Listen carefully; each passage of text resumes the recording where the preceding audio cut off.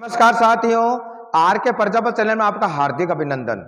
आज का जो हमारा विषय है कक्षा 10 विज्ञान साइंस एनसीईआरटी का सिलेबस है और राजस्थान माध्यमिक शिक्षा बोर्ड अजमेर द्वारा जो बोर्ड एग्जाम होगा 5 अप्रैल 2022 उसकी दृष्टि से कक्षा 10 की जो विज्ञान की दृष्टि से जो महत्वपूर्ण क्वेश्चन है उन महत्वपूर्ण क्वेश्चनों का हमने मॉडल पेपर बनाया और मॉडल पेपर के अंदर हमने टोटल 20 क्वेश्चनों का चयन किया। हमारे जो मॉडल पेपर के 20 इंपोर्टेंट क्वेश्चन है उनके बारे में चर्चा करते हैं। हमारा क्वेश्चन नंबर 1 है, प्रकाश अपवर्तन को परिभाषित कीजिए एवं प्रकाश अपवर्तन के नियम लिखिए। क्वेश्चन नंबर 2 है हमारा, विद्युत परिपथ के लिए ओम का नियम लिखिए और इसके लिए आवश्यक सूत्र लिखिए। क्वेश्चन नंबर 3 है हमारा, फ्लेमिंग के बाएं हाथ का नियम लिखिए एवं आवश्यक चित्र बनाइए। तांबे के विद्युत अपघटनी परिसरण का नामांकित चित्र बनाइए।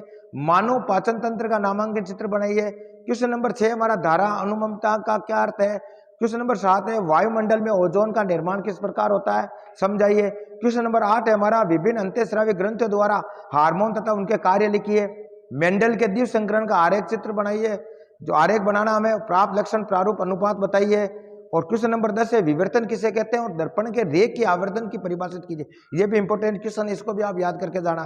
क्वेश्चन नंबर 11, प्रतिवर्ती क्रिया तथा प्रतिवर्ती चाप क्या होता है और इस क्रिया को उदाहरण देकर समझाइए और एक नामांकित चित्र बनाइए। इंपॉर्टेंट क्वेश्चन है। क्वेश्चन नंबर 12 है हमारा, डार्विन के विकास सिद्धांत की व्याख्या कीजिए। ये भी इंपॉर्टेंट क्वेश्चन है, याद करके जाना आप। क्वेश्चन नंबर 13, विस्थापन एवं द्विविस्थापन अभिक्रिया में क्या अंतर है और समीकरण सहित लिखिए। इसका विस्थापन अभिक्रिया द्विविस्थापन अभिक्रिया का हमें अंतर बताना, फिर समीकरण द्वारा उसको परिभाषित करना है। क्वेश्चन नंबर 14 हमारा, एमीटर तथा वोल्ट मीटर में 2 अंतर लिखना है। बहुत अच्छा क्वेश्चन, ये आने की पूरी संभावना है। श्वसन और प्रकाश संश्लेषण किस प्रकार की रासायनिक अभिक्रिया और समीकरण सहित बताना। प्रकाश संश्लेषण हमने पढ़ा है, पेड़ पौधे जो सूर्य के प्रकाश के अंदर कार्बन डाइऑक्साइड और जल की सहायता से किसका ग्लूकोज का निर्माण करते हैं, प्लस ऑक्सीजन का निर्माण करते हैं। तो इस प्रकार की जो प्रकाश संश्लेषण उसको बताना और श्वसन किसे कहते हैं उसके बारे में चर्चा करनी है। अगला क्वेश्चन नंबर 16 हमारा, धातु पर भाप की क्रिया का नामांकित चित्र बने। यह भी इंपॉर्टेंट क्वेश्चन है, धातु पर भाप की क्रिया का, यह भी आने की पूरी संभावना है। अगला जो क्वेश्चन है, नेफ्रॉन की संरचना का नामांकित चित्र बने। नेफ्रॉन हमने किडनी वाले चैप्टर में पढ़ा है कि किडनी की जो संरचनात्मक क्रियात्मक इकाई होती है उसे क्या बोलते हैं, नेफ्रॉन बोलते हैं। अगला जो क्वेश्चन है हमारा, घरेलू विद्युत परिपथ का व्यवस्था का आरेख खींचे। बहुत अच्छा क्वेश्चन है, ये भी इंपॉर्टेंट क्वेश्चन है बोर्ड एग्जाम 2022 की दृष्टि से। क्वेश्चन नंबर 19 हमारा, प्लास्टर ऑफ पेरिस क्या होते हैं और किस प्रकार इसे बनाते हैं और उनको उपयोग किया। यह भी इंपॉर्टेंट क्वेश्चन, इसको भी याद करके जाना आप। अगला क्वेश्चन नंबर 20 है हमारा, गोलीय दर्पणों से संबंधित निम्न 2 परिभाषित कीजिए। अब देखो, अब ये आपको ध्रुव किसे कहते हैं। जब आपने गोलीय जो दर्पण पढ़े उनका जो आपने पढ़ा होगा उसके अंदर ध्रुव, मुख्य अक्ष, मुख्य फोकस और फोकस दूरी किस प्रकार निकालते हैं, कौन से नियम के अनुसार होता है, इसके बारे में भी एक क्वेश्चन आने की पूरी संभावना है। आज हमारे समय का अभाव होने के कारण सिर्फ हमने इंपॉर्टेंट क्वेश्चनों को आपको बताया है। अगर समय मिलता तो इन क्वेश्चनों को किस प्रकार सोल्व करते हैं उसके बारे में हम चर्चा करते हैं। किसी ने मेरे को कमेंट किया कि सर हमें 10वीं क्लास के जो महत्वपूर्ण क्वेश्चन है बोर्ड एग्जाम 2022 की, तो महत्वपूर्ण क्वेश्चनों का हमने चयन किया और उन क्वेश्चनों का हमने दिया, इसके आधार पर आपको तैयारी करनी है। समय मिलेगा जो एग्जाम का जो पेपर होगा उसको सोल्व करने का प्रयास करेंगे।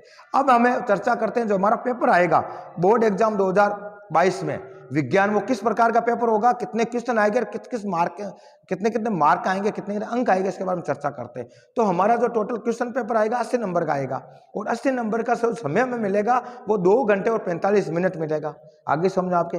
अब इसके अंदर खंड ए आएगा और खंड ए के अंदर टोटल 12 क्वेश्चन ऑब्जेक्टिव टाइम आएंगे, यानी बहुविकल्पी प्रश्न आएंगे, टोटल 12 आएंगे और एक क्वेश्चन का जो अंक भार होगा वो 1 होगा, यानी 12 प्रश्नों का टोटल 12 अंकों का क्वेश्चन। तो ये खंड ए के अंदर बहुविकल्पी प्रश्न आ जाएंगे, ठीक है।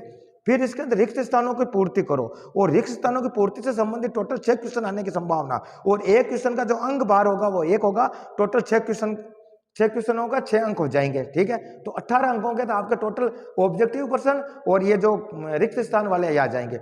फिर आपका अति लघुरात्मक प्रश्न आएंगे जो हमें 1 शब्द या 2 शब्दों में देने। कितने देने, 1 शब्द या 2 शब्दों। वो टोटल 12 प्रश्न आएंगे और सबका एक प्रश्न का कितना अंक होगा, 1 अंक होगा। टोटल 12 अंकों का ये क्वेश्चन हो गए। फिर खंड बी के अंदर क्या आएगा, 4 से लगाकर 16 क्वेश्चन आएंगे। क्वेश्चन नंबर 4 से लगाकर क्वेश्चन नंबर 16 तक। इन क्वेश्चनों के अंदर टोटल एक क्वेश्चन का जो अंक भार होगा वो 2 होगा और टोटल 13 क्वेश्चन आएंगे, यानी 26 नंबर के क्वेश्चन आपके खंड बी में आएंगे 4 से लगाकर 16 तक, जिनको हमें 50 शब्दों में लिखना है। कितने शब्दों में लिखना, 50 शब्दों में। फिर खंड से के अंदर आता है 17 से लगाकर 20, टोटल 4 क्वेश्चन आएंगे और एक क्वेश्चन 3 नंबर का होगा और टोटल कितने अंकों का होगा, 12 अंकों का होगा। और इसको कितने शब्दों में लिखना है, 100 शब्दों में हमें लिखना है। फिर खंड दे के अंदर हमें 21 से लगाकर 23, यानी टोटल 4 क्वेश्चन आने की संभावना, 3 क्वेश्चन आने की संभावना, और एक क्वेश्चन का जो अंक होगा, अंक निर्धारण 4 अंक का होगा, टोटल 12 अंक के ये क्वेश्चन आएंगे। और इनको हमें निबंध की तरह लिखना पड़ता है, 250 शब्दों में मिनिमम इसको लिखना पड़ता है। तो टोटल कहने का तात्पर्य जो हमारा 80 नंबरों को किस प्रकार डिवाइड किया उसके बारे में हमने चर्चा की। 12 अंक ये हो गई, 6 ये हो गए, तो 12 6 18, और ये हो गए आपके 1 या 2 शब्दों वाले 12, तो कितने हो गए 30, और फिर 26 इसमें जोड़ दिए, और 2 अंक वाले 13 क्वेश्चन, तो 56, और 12, टोटल 4 क्वेश्चन ये आएंगे 3 अंकों वाले, तो ये हो जाएंगे। फिर ये जोड़ देंगे, टोटल कितने मार्किंग होगी, 80 नंबरों का हमारा पेपर आएगा।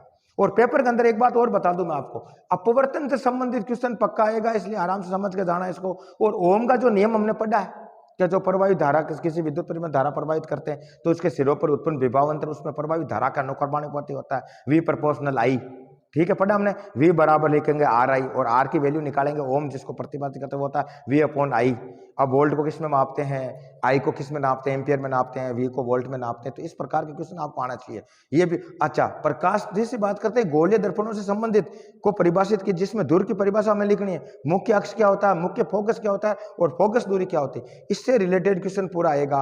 और हम बात करते हैं पाचन तंत्र की, तो पाचन तंत्र से भी रिलेटेड क्वेश्चन आ सकता है। और पाचन तंत्र में आपको यह, इसमें नामांकित चित्र बनाने की बात की, आपको यह पूछ सकते हैं पाचन तंत्र में कौन कौन से अंग होते हैं, जीभ का क्या काम है, सलाइवा का क्या काम है, स्टोमक का क्या काम है, हाथ का क्या काम है, लीवर का क्या काम है। तो इस प्रकार भी क्वेश्चन बनता है। अगर आपको पूछ लिया मुंह के अंदर जो लार होती है, लार के अंदर एंजाइम होता है, टाइलिन एंजाइम होता है, जो पॉलीसेकेराइड को डाइसेकेराइड में कन्वर्ट करने का काम करता है, यानी ग्लूकोज का कार्बोहाइड्रेट का पाचन करने में ये टाइलिन एंजाइम सहायक है। कौन से मीडियम में काम करता है, हम लिखेंगे क्षारीय माध्यम में काम करता है, कार्बोहाइड्रेट का पाचन करता है। अगर स्टोमक की बात करेंगे तो स्टोमक में कौन सा एंजाइम होता है, और स्टोमक में पाचन किसका होता है, आमाशय के अंदर हम बढ़ेंगे प्रोटीन का पाचन होता है। प्रोटीन का शरीर में कहाँ जरूरत पड़ती है, तो हम लिखेंगे शरीर के विकास और कोशिका के मरम्मत के लिए प्रोटीन की जरूरत पड़ती है। कार्बोहाइड्रेट की जरूरत कहाँ पड़ती है, तो हम कहेंगे कार्बोहाइड्रेट की जरूरत हमें ऊर्जा के लिए जरूरत पड़ती है। ऊर्जा कहाँ से मिलती है, तो कार्बोहाइड्रेट कोशिका के अंदर माइटोकॉन्ड्रिया होता है, जहाँ ऑक्सीकरण होता है। ठीक है, ऑक्सीकरण हमने पढ़ा होगा, आपका क्रेब्स चक्र आपने पढ़ा होगा, ग्लाइकोलाइसिस चक्र पढ़ा होगा। तो इससे रिलेटेड क्वेश्चन आने की पूरी संभावना है। अगर आपको पूछ लिया एमाइलेज एंजाइम का क्या काम है, जो डाइसेकेराइड को मोनोसेकेराइड तोड़ने का काम करती है। आपको पूछ लिया ट्रिप्सिन एंजाइम का क्या काम है, तो ट्रिप्सिन एंजाइम जो होता है तो प्रोटीन का पाचन करता है। आपको पूछ लिया लाइपेज एंजाइम का क्या काम है, तो हम लिखेंगे लाइपेज एंजाइम जो होता है फैटी एसिड को, आपके फैटी जो फैट होती है उसको फैटी एसिड और ग्लिसरॉल में कन्वर्ट करता है। तो इस प्रकार एंजाइम से संबंधित क्वेश्चन आ सकता है। डाइजेस्टिव सिस्टम इंपॉर्टेंट है। श्वसन की बात करते हैं, श्वसन क्या होता है भाई, ग्लूकोज का ऑक्सीडेशन करते हैं। ठीक है, और हमें ऊर्जा प्राप्त होती है। ऊर्जा किस रूप में प्राप्त होती है, एटीपी के रूप में प्राप्त होती है, पढ़ा हमने।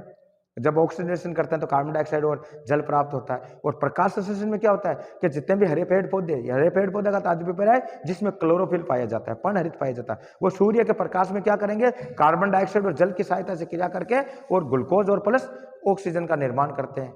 तो इस प्रकार जो अभिक्रिया और प्रकाश संश्लेषण कहते हैं, इससे भी रिलेटेड क्वेश्चन आ सकता है। हम करते हैं आपके हार्मोन्स की बात कि पिट्यूटरी ग्लैंड के अंदर कौन सा हार्मोन आता है, थाइमस के अंदर कौन सा, एड्रेनलिन कौन सा आता है।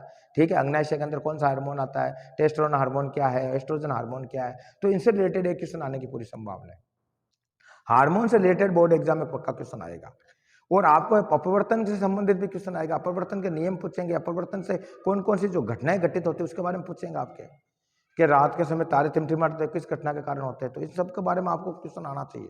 तो इस प्रकार अच्छा, और हमारा जो सिलेबस के अंदर जो अकॉर्डिंग है, जैसे बात कर लिया हमने, धारा से संबंधित क्वेश्चन आएगा। फ्लेमिंग का जो नियम है, बाएं हाथ का नियम, कि धारा अंगूठा किसको प्रदर्शित करता है, ये अंगुली किसको प्रदर्शित करती है, तीनों के कोण 90 के होते हैं। बल की दिशा क्या होगी, धारा की दिशा क्या होगी, जो चुंबकीय क्षेत्र होगा उसकी दिशा क्या होगी, उसका रिलेटेड इसमें फ्लेमिंग का जो बाएं हाथ का नियम दिया वो भी आपको आना चाहिए। हम बात करते हैं मेंडल के, मेंडल से संबंधित एक क्वेश्चन आने की पूरी संभावना है। मेंडल के जो संकरण हमें बताइए उसके अकॉर्डिंग वो आरेख बनाना हमें आना चाहिए, उनका अनुपात हमें आना चाहिए, इससे रिलेटेड क्वेश्चन आने की पूरी संभावना है। हम बात करते हैं अभी मान लो ये एमीटर और वोल्ट मीटर की बात करते हैं। एमीटर एम्पियर धारा मापने में काम आता है, वोल्ट मीटर किस में काम आता है भाई, वो विभवांतर नापने में काम आता है। तो इस बारे में थोड़ा बहुत हमें देखना है। ठीक है, प्रतिवर्ती क्रिया का इंपॉर्टेंट क्वेश्चन है, ये भी बोर्ड में आने की पूरी संभावना है। विवर्तन से रिलेटेड क्वेश्चन पक्का आएगा, ये भी आपको याद करना है। ठीक है, और वायुमंडल में ओजोन इंपॉर्टेंट चीज है, ओजोन के बारे में आपको क्वेश्चन बन सकते हैं। और नेफ्रॉन्स क्या होता है, जो हमारे जो किडनी है वह किसके क्रियात्मक संरचनात्मक इकाई को हम नेफ्रॉन्स कहते हैं, इससे भी रिलेटेड क्वेश्चन आ सकता है। उत्सर्जनी अंक से रिलेटेड ये क्वेश्चन है। तो इस प्रकार जो हमारा जो सिलेबस, प्लास्टर ऑफ पेरिस, ये भी इंपॉर्टेंट क्वेश्चन, इसको भी याद करके जाना आप। ठीक है, और हम बात करते हैं वायुमंडल हो गया, धारा, अच्छा, मानव का हो गया, फ्लेमिंग हो गया, तांबे का विद्युत अपघटनी परीक्षण का नामांकित चित्र बने, ये भी इंपॉर्टेंट क्वेश्चन है। तो इस प्रकार समय का अभाव को देखते हुए जो इंपॉर्टेंट क्वेश्चन उनका हमने चयन किया। अगर समय मिलता हमें तो आराम से इन क्वेश्चनों को हम डिस्कस करते हैं, किस प्रकार लिखते हैं हमें, इसलिए इसको हमें क्या करना, अच्छे से इसको तैयार करना है। एग्जाम बहुत नजदीक आ गए, हमारे एग्जाम का टाइम बहुत कम पड़ा बचा, इसलिए क्या हमने ओनली हमें इन क्वेश्चनों का चयन किया और इससे रिलेटेड आपको तैयारी करके जाओगे तो मुझे आशा है इससे रिलेटेड अगर क्वेश्चन आएगा तो आप आराम से कर लोगे। धन्यवाद।